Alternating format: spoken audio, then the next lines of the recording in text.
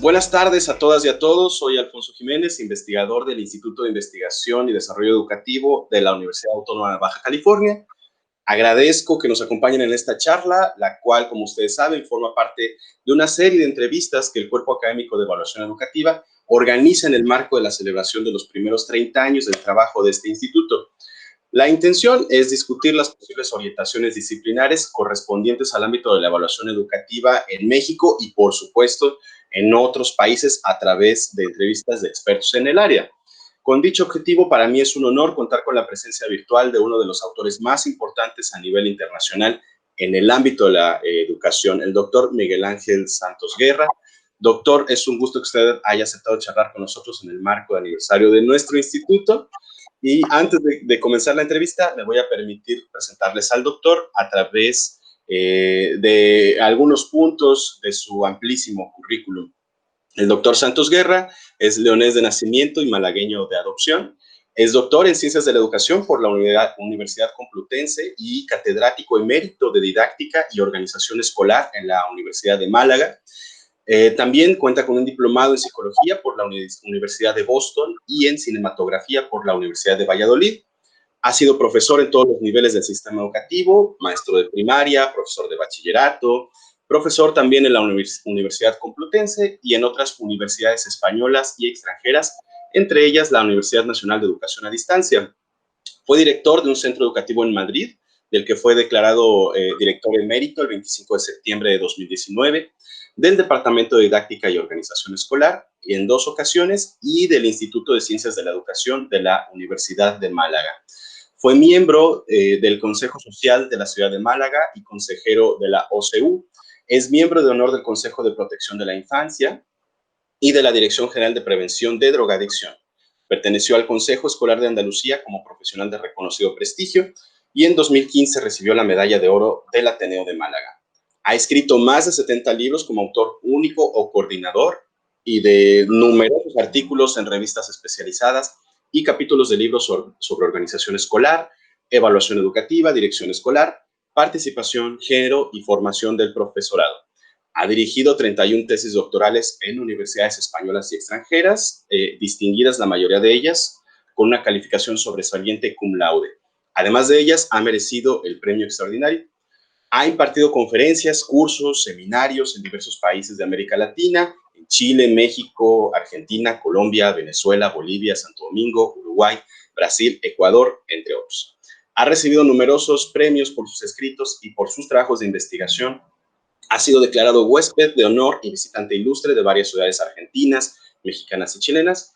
El Consejo Deliberante de la Ciudad de Santa Fe, en un acto muy solemne, le hizo entrega en 2008 de la distinción de visitante destacado. Doctor, es un honor para nosotros contar con su presencia virtual. Muchísimas gracias. Para empezar esta charla, doctor, quiero comentarle que, pues bueno, aquí todos somos o tenemos conocimiento respecto a que su trabajo en educación es sumamente amplio, ya lo podemos ver en su currículum. Sin embargo, me gustaría charlar con usted particularmente sobre evaluación en educación.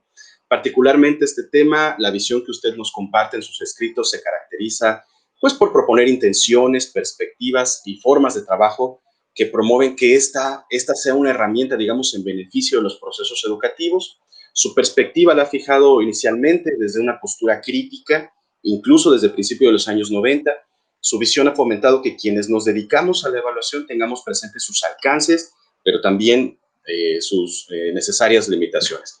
En ese sentido, doctor, bajo su perspectiva y el recorrido conceptual de la evaluación que usted ha sugerido a través de sus escritos, ¿cuál le parece que debe ser el rol o el papel ideal que debe tener la evaluación dentro de los procesos educativos?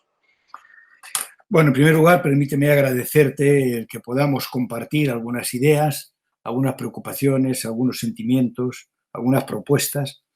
Y permíteme daros la enhorabuena al Instituto de Investigación y Desarrollo Educativo de la Universidad Autónoma de Baja California por varios motivos. Primero, por el esfuerzo, el trabajo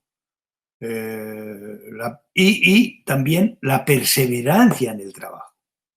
Son 30 años de investigación. Y también por el debate que establecéis internamente a vuestro grupo y el debate que ahora se abre a otras personas para poder compartir.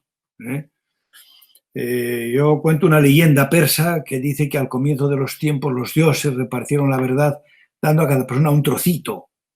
Así que para reconstruir la verdad hace falta poner el trozo de cada uno.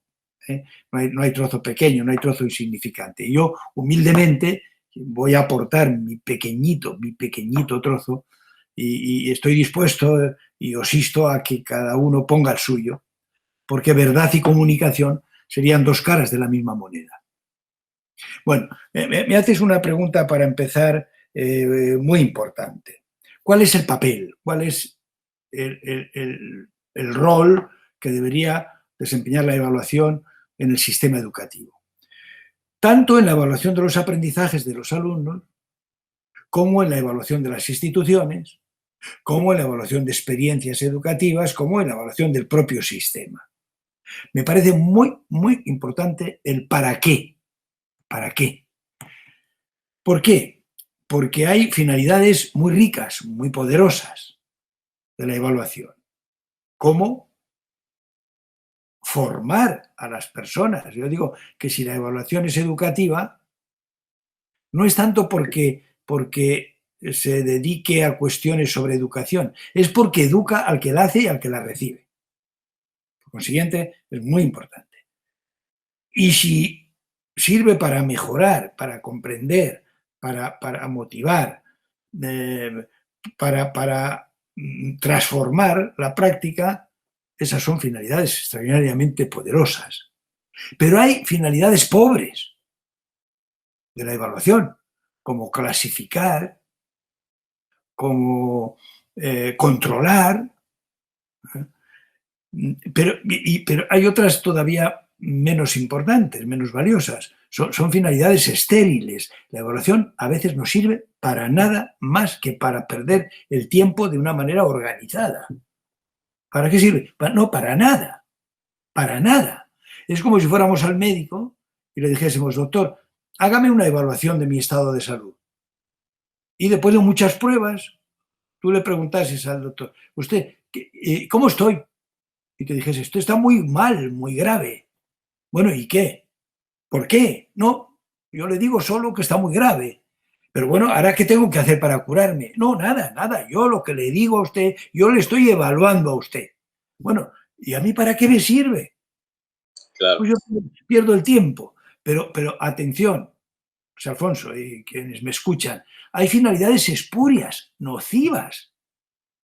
La evaluación a veces sirve para jerarquizar, porque tiene poder, sirve para desalentar, sirve para machacar, sirve para humillar, sirve para torturar. Yo tengo un artículo que se titula así, la evaluación como tortura. La evaluación como tortura. Entonces, mientras más nos dediquemos a finalidades ricas, pues tendremos un mejor empleo, mejor papel, mejor destino, mejor rol de la evaluación. Y así vamos bajando hasta las finalidades nocivas, a las finalidades dañinas de la evaluación. Mira, yo hago algunas veces en mis conferencias, en mis cursos, hago una pequeña prueba muy, muy significativa y muy rápida. Enumero 14, 15 funciones posibles de la evaluación, en las que mezclo las de distinta naturaleza. Sirve para aprender, sirve para dialogar, sirve para mejorar, sirve para asustar, sirve para torturar, las voy mezclando. Y entonces les digo a los asistentes, elige la finalidad más valiosa a tu juicio de todas estas o de alguna más que tú pienses. 1 minuto. Y la escriben en sus cuadernos o en sus computadoras o en su mente. Y después la expresan. ¿Qué he visto en todos los lugares donde lo he hecho? Las finalidades más importantes son comprender, aprender, mejorar, transformar, motivar, siempre. Pero ahora añado otra pregunta. ¿Cuál es de estas finalidades, de estas funciones posibles de la evaluación, la más presente en el sistema educativo de tu país. Y aparece medir, seleccionar, controlar, comparar, jerarquizar, y siempre la siguiente pregunta es, ¿pero por qué? ¿Pero por qué no coinciden las funciones ideales con las funciones reales? ¿Por qué no son más presentes las más valiosas? Es que me ha pasado en todos los sitios donde lo he hecho. El núcleo de las más valiosas está en un lugar y el núcleo de las más frecuentes está en otro lugar. Bueno, por eso me parece tan acertada esta primera cuestión. ¿Por qué digo esto? Porque la evaluación, yo digo, más que evaluar mucho y más que evaluar técnicamente bien, es pensar a quién beneficia y a quién perjudica la evaluación. Es decir, que hay personas o hay instituciones que son castigadas por la evaluación. Y entonces tiene un elemento ético fundamental. No sé si me has visto utilizar esta imagen, que está en mi libro Ideas en Acción. No sé si se ve. ¿La puedes ver? Se aprecia bien, sí. Bien, hay una carrera, ¿no?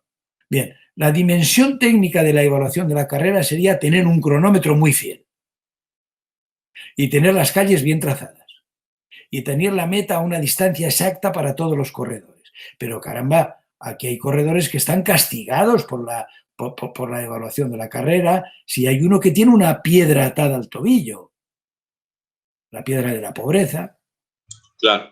O ahora, en tiempos de pandemia, la falta de cobertura en muchas familias, la brecha digital, o es un inmigrante que no domina el lenguaje hegemónico del currículum, pero ¿qué le importa a estos corredores que el cronómetro sea fiel? ¿Qué le importa la precisión en la medición de la carrera? Se estaría poniendo la evaluación al servicio de unos y contra los más desfavorecidos. Es decir, y supongo que conoceréis esta imagen que yo he difundido mucho, aunque no es mía. ¿La conoces? ¿Se observa bien? Sí, claro. Pues dice, para que la evaluación sea justa, todos realizaréis la misma prueba. Vais a subir a ese árbol. No hay nada más desafortunado que calificar esta evaluación de justa. Será cualquier otra cosa. Esperpéntica, llamativa, curiosa, estúpida, pero hombre, justa no. Porque el pájaro en un segundo está en la copa del árbol y el pez no se entera de la consigna, y si se enterase sería peor. Y el caracol que se lanza velozmente hacia el árbol es calificado por el evaluador como inútil, torpe, sucio, y se le pone la etiqueta de tú no vales para esta tarea, ¿no? Bueno, entonces, esta pregunta que me has hecho creo que es la más importante. ¿Para qué hacemos las evaluaciones? Tanto de los aprendizajes de los alumnos como de las instituciones educativas, de experiencias de formación o experiencias innovadoras. Yo he participado en muchas evaluaciones de este tipo. La evaluación de la formación de médicos, la evaluación de programas sanitarios, la evaluación de instituciones, la evaluación de universidades, pero siempre me he preguntado, ¿para qué? ¿Para qué? No es para hacer un ranking la finalidad fundamental. La finalidad fundamental, a mi juicio, es que mejore, que permita comprender y que permita mejorar las prácticas y que se ponga al servicio de las personas y de los valores. Porque como tiene poder, se puede poner contra algunas personas y contra algunos valores. Me parece, para abrir, una cuestión fundamental. Es decir, la evaluación tiene componentes técnicos, pero tiene componentes éticos y tiene componentes psicológicos. No los podemos olvidar. Y en la medida que esta cuestión no se atienda, corremos el peligro de dedicar mucho tiempo, mucho esfuerzo y mucha atención, pero para el mal. Yo digo que no hay nada más estúpido que lanzarse con la mayor eficacia en la dirección equivocada. Y claro que tiene componentes técnicos la evaluación, de rigor, pero es que hay que saber al servicio de qué se pone el rigor o al servicio de qué se pone ese proceso. Si favorece el desarrollo de las personas, si mejora los procesos de aprendizaje, o si castiga, y además casi siempre castiga a los que ya estaban castigados por la cultura, por las condiciones, por el lugar de nacimiento, como ahora está pasando con la brecha digital. ¿Qué sentido tiene hacer la misma evaluación a un grupo de escolares que no tiene cobertura en sus familias, o que no tiene una computadora, o que tiene una para 8, o que tiene 8 y no la sabe utilizar? Si yo le aplico la misma evaluación a todos, a estas personas les estoy perjudicando, les estoy castigando, les estoy añadiendo una segunda traba para el desarrollo, que es etiquetarlos como o torpes, o como poco capacitados, o como poco aptos para el desarrollo de los aprendizajes. Bien, doctor. Esto que usted nos comenta nos permite ampliar esta discusión del panorama de la evaluación, ¿no? Sí hay elementos técnicos, hay elementos de este tipo que se tienen que cuidar, pero no debemos, o usted nos apunta a no perder el acento, el énfasis en el elemento formativo, en el elemento ético, que además a veces en aras de ser técnicamente adecuados, nos olvidamos de este elemento técnico y este elemento también de poder que usted ya enuncia, ¿no? Desde dónde se está construyendo la evaluación, a qué estamos poniendo atención y que no perdamos este foco, ¿no? Me parece que esto que nos comenta usted nos permite justo ir ampliando este panorama. Doctor, con esta idea inicial que usted nos comenta y estos ejes éticos, informativos que la evaluación también debe de tener, antes de empezar la entrevista hablábamos sobre su último libro, ¿no? De Evaluar con el Corazón. Usted en esta última obra nos presenta esta posibilidad de reflexionar sobre cómo debemos hacer una evaluación en este sentido idealístico que usted comenta, ¿no? De evaluar con el corazón. Haciendo un puente en lo que previamente nos decía y ahora con esta idea de evaluación con el corazón, ¿podría explicarnos un poco más sobre esta idea? ¿En qué consiste? ¿De dónde surge esta intención? ¿Hacia dónde se orienta? ¿Y cómo se relaciona con estos elementos que usted enunciaba también como incluso a veces nocivos de la evaluación? ¿Cómo nos permite a lo mejor tratar de superar esos elementos? ¿Podría compartirnos algo al respecto? Bueno, la tarea de la enseñanza, la tarea de la educación, es una tarea que descansa fundamentalmente en la comunicación. En la comunicación. La comunicación entre personas. Es decir, el profesor no es una máquina de enseñar y el alumno una máquina de aprender. El profesor no es una máquina para evaluar y el alumno no es una máquina que es evaluada. Somos personas. Y las personas reaccionan ante estímulos intelectuales, pero también ante estímulos emocionales. Cuando el constructivismo dice que hace falta para que haya aprendizajes significativos y relevantes, dice que el conocimiento tenga una lógica interna, que tenga una lógica externa, que case con lo que ya sabe el aprendiz previamente, que permita conectar, pero dice algo fundamental que a veces se olvida: hay que tener una disposición emocional para el aprendizaje, porque solo aprende el que quiere aprender. Y es imprescindible que los afectos estén volcados hacia ese proceso de aprendizaje y hacia las personas que lo comparten. Yo creo que la escuela ha sido casi siempre el reino de lo cognitivo, pero pocas veces ha sido el reino de lo afectivo. Y por eso yo digo que en la escuela se evalúa mucho y se cambia poco. Por consiguiente, algo falla. Algo falla. En el libro Evaluar con el corazón hay un capítulo que se titula Tatuajes en el alma. Son narraciones, manifestaciones de alumnos de mi asignatura de evaluación de la facultad, a los que les pregunto qué os ha pasado con la evaluación. ¿Qué os ha pasado con la evaluación? Y os te puedo asegurar que es estremecedor ese capítulo. Porque aquí tengo el libro y aquí tengo algunos textos de los que ellos plantean. Cuando dicen, me hundieron. ¿Para qué ha servido la evaluación? Me hundieron, es decir, me desalentaron, me hicieron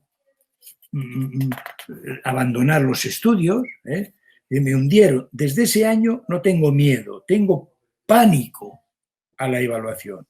Y tomé una decisión, dejar la enseñanza, dejar el aprendizaje. He vivido dimensiones muy negativas de la evaluación, como el estrés, la inquietud, la ansiedad, la competitividad y el ánimo injusto por destacar. Una vez pedí ayuda a un profesor para una asignatura y la evaluación que hizo de mis procesos de aprendizaje fue tan desalentadora que acabé perdiendo la confianza en mí mismo y el deseo de aprender. Bueno, es decir, que la evaluación está, pero ojo, también en cuanto a los docentes. También nosotros tenemos una amplia gama de sentimientos que están procesados en los momentos de la evaluación, antes, durante y después. Y todo esto tiene que ver también con cómo participan los alumnos en el proceso. Tanto cuando hacen autoevaluaciones, en Santiago de Chile le pregunté a un grupo de alumnos si hacían autoevaluación. Y uno de ellos, ¿sabes lo que me dijo? Sí, hombre, como que vamos a ser nosotros capaces de adivinar la nota que nos va a poner el profesor. Es decir, la cultura de la evaluación en cuanto a participación no existía. Él pensaba que autoevaluarse era una capacidad adivinatoria para saber qué nota le iba a poner el que sabe si ha aprendido o no. Él no sabe nada de lo que ha aprendido, ni de qué dificultades ha tenido. A mí me parece que este proceso de humanización, Neil, el autor, el creador de la escuela de Summerhill, yo la he visitado varias veces, del año ya 78 tenía un libro que se titulaba Corazones, no solo cabezas en la escuela. Es que si no, no lo podemos entender bien el proceso. Y ahora acabo de publicar en Homo Sapiens Educar el corazón, los sentimientos en la escuela. Educar el corazón. Yo creo que estos componentes son ineludibles para entender lo que pasa con este proceso, que es bien complejo, porque en Evaluar con el corazón hay un capítulo que se titula Dime cómo evalúas y te diré qué tipo de profesional y de persona eres. Claro, un sádico, por ejemplo, pues tiene un campo abonado en la evaluación para hacer sufrir, porque la evaluación tiene poder. Y me decía una alumna de estos cursos de evaluación que le había calificado un profesor en cierta ocasión con -1 con 17. -1 con 17. Esa nota no es fruto del rigor, no es fruto de la precisión, es fruto de la perversión. Porque ella, la propia alumna, me decía, saqué la conclusión no solo de que era tonta era un 0, pero era mucho peor que tonta, porque me había calificado con -1, -1 con 17. Es una precisión puesta al servicio de la destrucción del otro, desde el poder que da ese acto de poder calificar. Y a mí me parece que es tan importante este elemento, este proceso, que si no se tiene en cuenta qué dimensiones afectivas lo inspiran, no podemos entender bien el fenómeno, no podemos entender bien lo que sucede con el proceso. Y está muy poco explorado. Ahora mismo acabo de hacer el prólogo a un libro que se titulará Narraciones sobre evaluación, y son narraciones largas, de lo que ha sido para un grupo de alumnos de un máster de evaluación, en el que yo he impartido la asignatura muchos años, narraciones sobre sus experiencias de evaluación a lo largo de todo el sistema educativo. También estremecedor. Si tienes la oportunidad de entrar en el blog, en mi blog, el Adarve, el último artículo reproduce algunos testimonios de ese nuevo libro, ¿no? Narraciones sobre evaluación, del que yo he escrito el prólogo. Y se titula el artículo "-5 décimas por llegar tarde". Y me cuenta una profesora, en una de las conferencias de este tiempo de pandemia, en el debate, en el diálogo, que tenía que hacer un examen sobre algunos textos míos sobre evaluación, en lo que defiendo esta postura que hemos comentado, el proceso formativo, el proceso cualitativo, el proceso emocional que supone la evaluación, que tiene en cuenta la persona que educa. Iba a hacer un examen sobre esos textos, y cuando va en el metro sufre un mareo, ¿no? Se enferma y va despacio al examen. Le explica a la profesora que iba a hacer el examen de esos textos míos, y la profesora le pide que se siente y le escribe en la hoja de examen -5 décimas por llegar tarde. Y esta profesora me pregunta: ¿usted cree, profesor, que había entendido sus textos? Y le dije: evidentemente no. Claro. Ahí hablo de la coherencia que tenemos que hacer en los planteamientos que asumimos como docentes y las prácticas que realizamos en las aulas. ¿Qué más? Doctor, me parece que justamente esta postura que nos ofrece ahora en este último libro que usted rescata, nos permite retomar fundamentos importantes de la función educativa, ¿no? Este elemento pedagógico que usted habla también de la escuela de Summerhill, ¿no? De esta idea de la libertad, y que no perdamos el sentido formativo de formar, o de, valga la redundancia, personas, ¿no? Y formar personas en libertad, más allá de usar la evaluación con esta finalidad punitiva que ya enunciaba en esos problemas. Justo a partir de eso, doctor, que esta invitación que nos hace ya en términos pragmáticos de qué hacer, ¿no? Cómo intentarlo, ¿le parece que al menos en todo lo que tiene que ver con la literatura en habla hispana, le parece que ya hemos superado estos elementos nocivos de la evaluación que usted denunciaba en este texto tan interesante de la patología general de evaluación educativa que usted nos ofreció desde hace bastantes años? ¿Le parece que ya hemos logrado superarlo, que estamos en el proceso, que nos falta?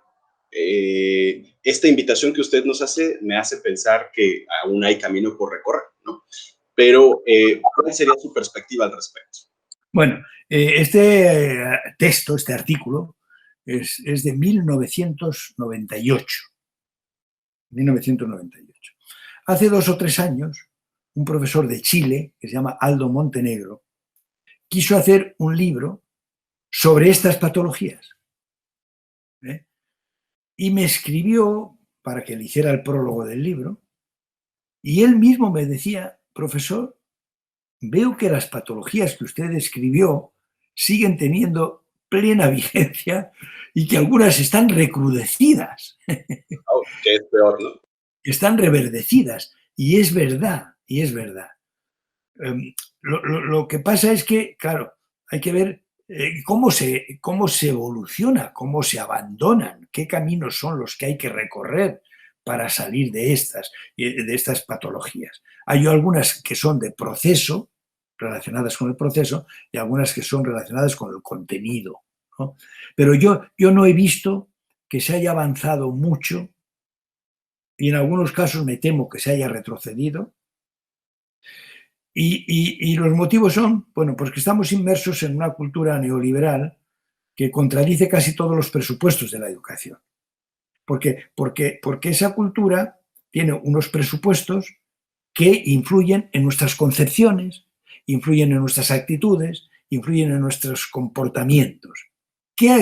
¿Cuáles son esos presupuestos? Individualismo, competitividad, obsesión por los resultados, relativismo moral, olvido de los desfavorecidos. Y claro, todas estas dimensiones, la escuela no está en el vacío, en una campana de cristal, la escuela está en la cultura. Y por eso yo digo que las escuelas hoy tendrían que ser instituciones contrahegemónicas y los profesionales de la enseñanza, profesionales contrahegemónicos, que van en contra de esa corriente. Claro, pero es difícil ir en contra de la corriente, es más fácil dejarse arrastrar.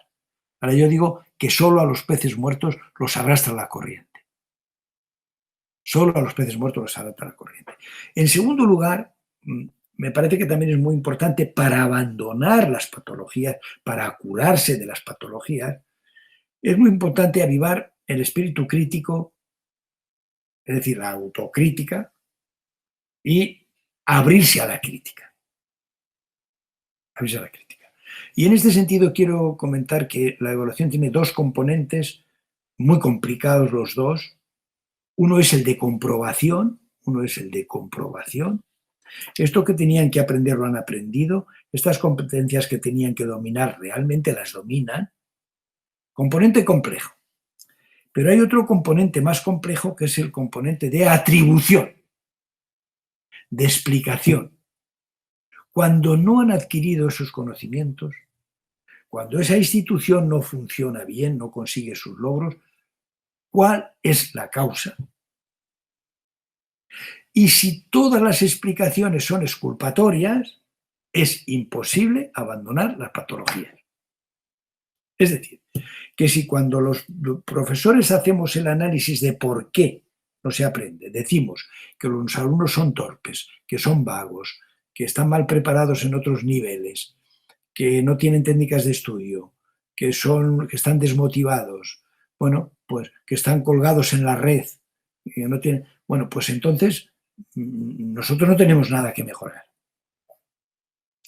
Solo tienen que mejorar los que aprenden. Y si los alumnos, cuando hacen el análisis de esas causas, solo las atribuyen al profesorado, y si los padres las atribuyen a los políticos y a los profesores, es decir, que solo, y por eso es tan importante lo que hacéis vosotros de investigar, ¿no? Y por eso yo tengo 3 o 4 libros que abordan esta cuestión de cómo comprender lo que pasa con la evaluación para poder mejorar lo que pasa con la evaluación. Entonces he planteado una cuestión que está, digamos, en la comprensión de los contextos. Sin los contextos no se entienden los textos, y el contexto puede ser más amplio, la cultura neoliberal que nos impregna todo, pero también hay cultura digital, hay también cultura institucional, porque algunas veces las prescripciones son tan agobiantes que es muy difícil salirse de ellas. Pero esas prescripciones están en la línea de estos presupuestos de la cultura que solo tienen en cuenta la competitividad, la eficacia, la comparación, la privatización, el olvido de los desfavorecidos, como estaba comentando previamente. De modo que ahí queda un largo camino. Pero el que haya dificultades no significa que no se pueda avanzar. Porque yo digo que esta tarea de la educación es intrínsecamente optimista, porque parte del presupuesto de que el ser humano puede aprender y puede mejorar. Si esto se niega, no hay educación. Es decir, es tan consustancial el optimismo de la educación como mojarse por el que van a dar. Por eso digo que sin optimismo podemos ser buenos domadores, pero nunca seremos buenos educadores. Y es muy, muy importante que mejoremos la evaluación, porque una evaluación de naturaleza pobre genera un proceso de enseñanza y aprendizaje pobre. Si en un aula o en un proceso de enseñanza puede haber tareas de memorización sin comprender, tareas de aprender algoritmos sin comprender, tareas de comprensión, pero hay más ricas de análisis, de comparación, de opinión propia, de creación, de invención, de investigación. Las he ordenado, lógicamente, de menos potentes, de menos ricas, de menos complejas a más complejas. Pero si yo preguntase, ¿de qué tareas hay más en las evaluaciones? Si hay más de las de memorización, estaremos propiciando un aprendizaje para memorizar. Porque el conocimiento de las escuelas tiene valor de uso y valor de cambio. Valor de uso a veces discutible, pero valor de cambio indiscutible. Es decir, si tú demuestras que lo tienes, te lo cambian por una nota. ¿Y qué hace falta para que te lo cambien? Tener éxito en la evaluación. ¿Y qué es lo que pide la evaluación? Pues si solo pide memorizar, el proceso de aprendizaje estará encaminado a memorizar. En la medida que las tareas que demanda la evaluación sean más pobres, el proceso de enseñanza y aprendizaje será más pobre. Y por eso me parece tan importante que reflexionemos sobre cuáles son los contenidos, los métodos, los instrumentos con los que hacemos las evaluaciones. Si son sensibles a captar la complejidad, si son variados, si son ricos, o si consisten solamente en poner cruces o decir qué es verdadero y qué es falso. Pues si pido solo qué es verdadero y es falso, no puedo saber si saben analizar, si saben comparar, si saben pensar, solo sé si saben repetir, si han sabido memorizar. Yo tengo un anecdotario sobre evaluación interminable, algunas veces muy pintoresco, de cómo lo que se le pide al alumno es repetir sin entender. Una profesora de lengua me decía que un alumno estudiaba el verbo ser es un mero atributo del verbo principal y entonces el alumno que está estudiando no entiende la palabra mero, no entiende qué es mero. Y sin explicarle nada a su papá, le dice, papá, ¿qué es mero? Y el papá le dice, mero es un pescado. Y al día siguiente le preguntan, ¿qué es el verbo ser? Y él contesta, el verbo ser es un pescado, es un mero atributo. No entiende, no entiende. Tengo un anecdotario interminable de cientos y cientos de anécdotas, ¿no? En que el alumno lo que hace es leer, memorizar y repetir. Entonces la evaluación se convierte, aparte de un proceso muy pobre, es también muy aburrido.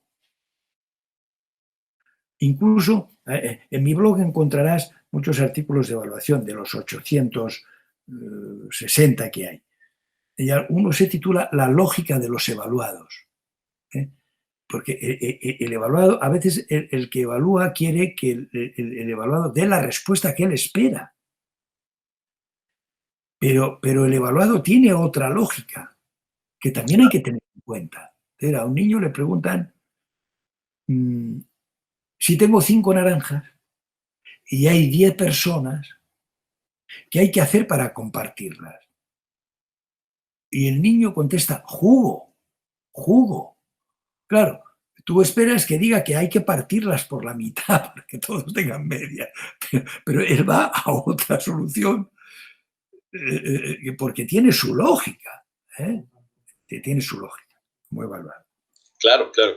De esto que nos comparte rescato dos elementos, doctor, ¿no? Primero, que estemos buscando esta simplicidad o buscar elementos culpatorios, si lo puedo decir de esa manera, ¿no? De la evaluación y cómo más bien que busquemos el desarrollo de la persona a través de la evaluación, eso implicará que también las evaluaciones que nosotros hagamos sean más complejas y eso generará también otros elementos, ¿no? Y también me queda el asunto, digamos, de tarea, incluso a nivel personal, implica cómo los que nos dedicamos a la evaluación sigamos incluso aprendiendo también de ello, ¿no? Que era un elemento que usted denunciaba al principio. La evaluación es un elemento de educación formativo incluso para quien la realiza, ¿no? Justo en ese sentido, doctor, quiero comentarle, para nuestros estudiantes de posgrado, de maestría, de doctorado, para quienes estamos en el ámbito de la investigación, ¿qué implicaciones tiene para su juicio en nuestro trabajo?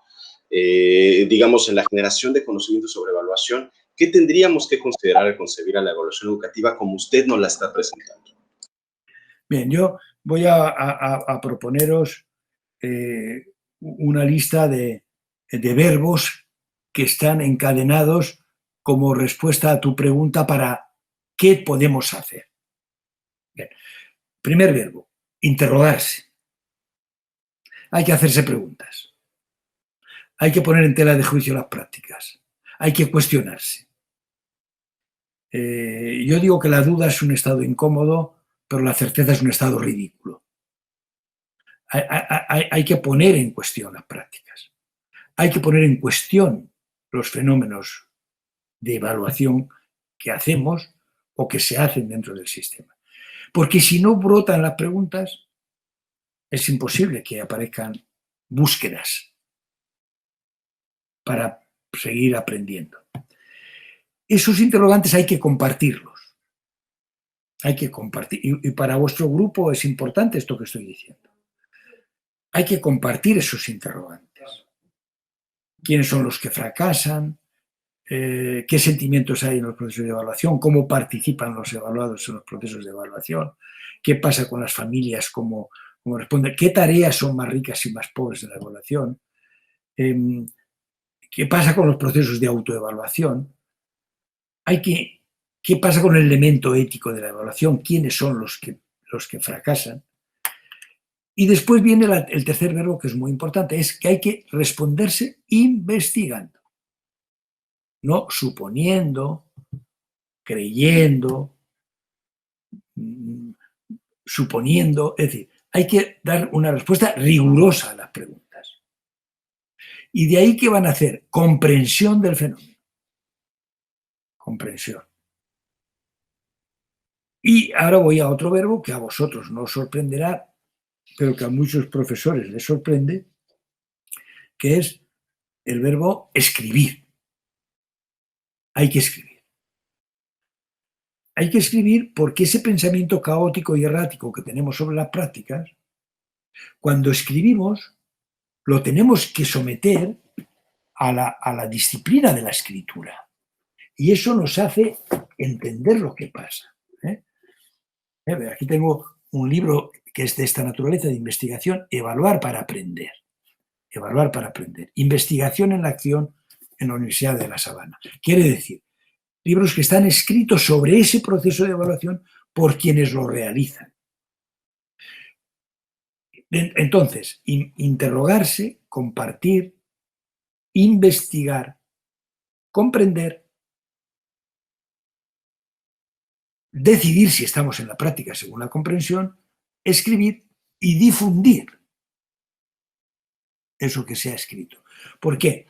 Porque si lo difundimos hay otros que van a ver caminos por donde se ha podido avanzar, pero van a encontrar estímulos para poder no sentirse solos en ese deseo de mejora.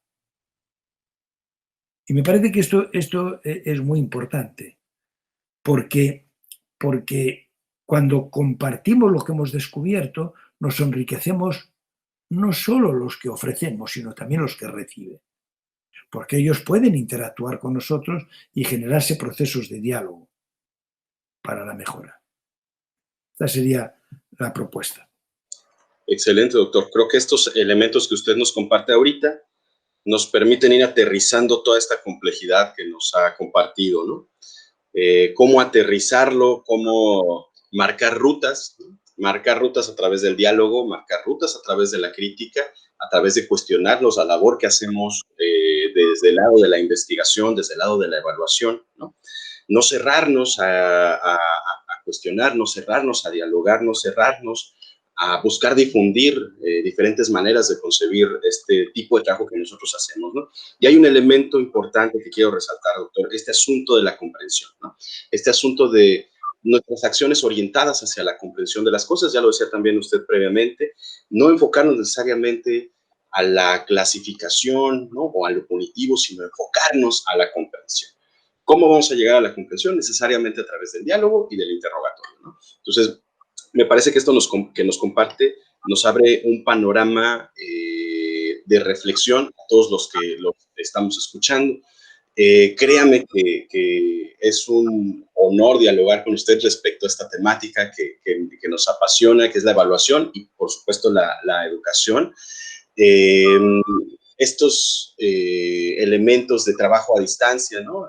Nos hubiera gustado tenerlo aquí en Baja California y platicar con usted presencialmente. Sin embargo, pues esta posibilidad afortunadamente nos permitió, a pesar de la distancia, dialogar con usted respecto a esta temática. Me parece que esta charla que usted nos ofrece y los puntos que usted enuncia es una invitación clara a nuestra comunidad estudiantil, a nuestra comunidad de académicos, a la comunidad universitaria en general, a leer sus textos, a dialogar con usted en el papel, incluso retomar sus ideas, dialogarlas, reflexionarlas y que nos permita hacer un mejor trabajo de investigación y de evaluación. Créame que frente a las condiciones que estamos viviendo actualmente, charlar con usted a este nivel de reflexión como el que usted nos propone ha sido una bocanada de aire fresco justamente para poder seguir debatiendo estos temas, ¿no? Creo que su perspectiva académica seguramente va a invitar a toda la comunidad universitaria a seguirnos repensando los fines, los usos de la evaluación. Yo de manera particular quiero agradecerle en nombre de todos los que conformamos la comunidad, el Cuerpo Académico de Evaluación Educativa, el Instituto, esperando que de verdad esta sea un primer acercamiento de muchas actividades académicas en las que podamos colaborar más adelante. No sé si usted tuviera algún comentario de cierre, doctor, que nos pudiera contar. Solamente voy a despedirme de ti, de vosotros los que me escucháis, de tu comunidad, del Instituto de Investigación y Desarrollo Educativo y de la universidad, diciendo que es muy importante que le demos un verdadero sentido al trabajo que hacemos. Y quiero instaros a dar este sentido con una pequeña historia con la que voy a cerrar esta conversación. Se cuenta que cuando se construía la Catedral de Chartres, pasó un viandante visitando las obras y a uno de los trabajadores le preguntó: ¿qué hace usted, señor? Ya lo ve, levantando esta piedra horrible, tan pesada, con este calor insoportable, con este sudor, se me pegan las moscas, esto es horrible.